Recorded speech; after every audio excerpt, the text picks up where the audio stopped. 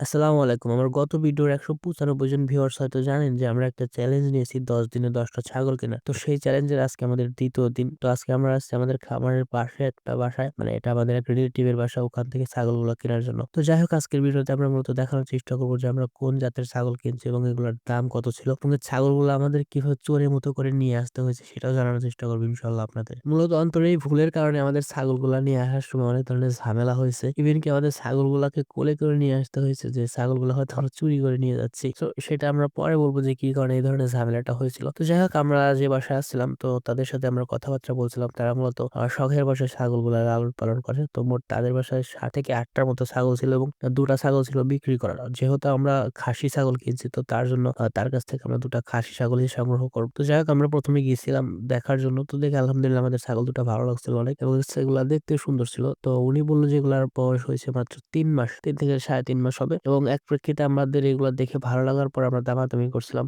যেহেতু এটা রিলেটিভের বাড়িতে, এখানে কোনো দালালের খপ্পর নেই। তো সেক্ষেত্রে আপনারা রিল্যাক্স দামাদামি করতে পারেন। তবে একটু বার্গেনিং করাটা আপনাদের জন্য উত্তম হবে। কারণ রিলেটিভ বলেই যে ভালো হবে এমন কিন্তু না। আপনি যেটা যথেষ্ট দাম সেটা বলে নেওয়ার চেষ্টা করবেন ইনশাআল্লাহ। তবে আমরা যার কাছ থেকে ছাগলগুলা কিনছিলাম তারা অনেকটাই ভালো ছিল। তো আমরা এখান থেকে দামাদামির বিষয়টা বলতে গেলে সে আমাদের কাছ থেকে ২ টা ছাগলের জন্য ৳১৮,০০০ চাইছিল। এমনকি তাদেরকে অনেকে নাকি ৳১৮,০০০ দাম বলছিল। তো যেহেতু আমরা ছাগলগুলা মোটামুটি কিনি এবং দামটাও জানি, তো আমরা এটা ১ম এ ৳১৪,০০০ বলছিলাম। যেহেতু এখানে দালাল-টালাল নেই। তো যার কারণে আমরা একদম নেওয়ার মতো প্রাইসটা বলছিলাম। তো সেক্ষেত্রে সে বলছিল যে, "না বাবা, ৳১৪,০০০ সম্ভব না।" তো তার আমাদের ২ দিন বাদে আমরা বলছিল যে, "না, তোমরা তাহলে ৳১৬,০০০ দিয়ে ছাগলগুলো নিয়ে যেতে পারো।" তো যাই হোক, আমাদের ছাগলগুলো আসলে অনেক ভালো লাগছিল। তো যার কারণে আমরা পরে ওই ছাগল ২ টা ৳১৬,০০০ দিয়ে নিয়েছিলাম এবং এটা ছিল মূলত হরিয়ানা প্রজাতির ছাগল। আর আমাদের এখানে সবচেয়ে বড় ঝামেলায় পড়তে হয়েছে। আমি ১ম এই বলছিলাম যে অন্তরে এই ভুলের কারণে আমাদের সবচেয়ে বড় ঝামেলা হবে। কারণ আমাদের ছাগলের কানগুলা ধরে টানাটানি করছে ওর আম্মুর সামনে। তো যার কারণে দেখা যায় ছাগলগুলো অনেক ভয় পাইছে। তো সেক্ষেত্রে আমাদের কাছে আসতে চাচ্ছিল না। যেহেতু এগুলা বাসায় ছেড়ে দিয়ে পালে এবং গলায় কোনো দড়িও ছিল না।